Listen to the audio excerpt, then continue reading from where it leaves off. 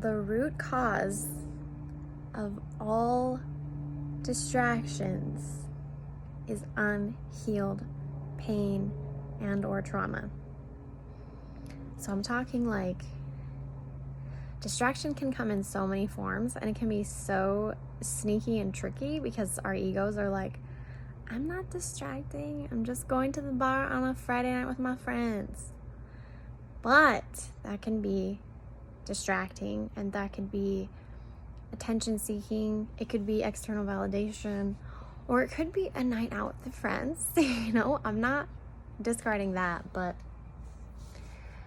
distractions can be having a backup option on the side. Distractions can be social media, of course, TV, Netflix, sex, eating, never spending time alone, being a workaholic, constantly making plans. What else can be a distraction?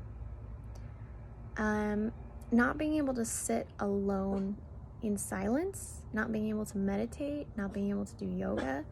These are all signs that we can't slow down and be alone, and that there's something we're trying to not face. Going from relationship to relationship, going from date to date to date to date, stuff like that. Like if we're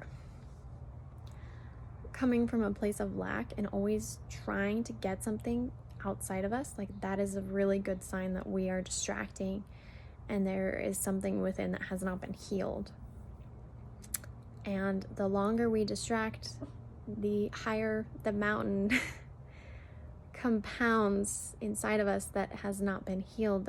But it's so easy to distract these days. I mean, there's so many ways we can distract. I mean, we have a device in our hand where we can just distract like any second.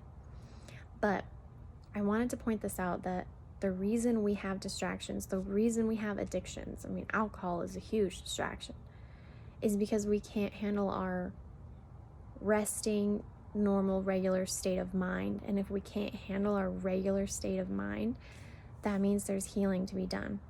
But that's also a really good thing, because if you can recognize that and learn that, then you can start the healing. You can start to slow down with the distractions, or just lessen the severity, or lessen the cadence, I think is the word I'm looking for. Words are hard, okay? But so maybe reflecting on that, like, what distractions do I engage in and why, and asking yourself or journaling, what am I really looking for out of this distraction? Am I going to the bar to feel connected and not alone? Am I drinking because I can't handle my own feelings or anxiety, or am I avoiding people because I don't trust myself to interact with people? Or am I constantly dating someone because I'm afraid to be alone?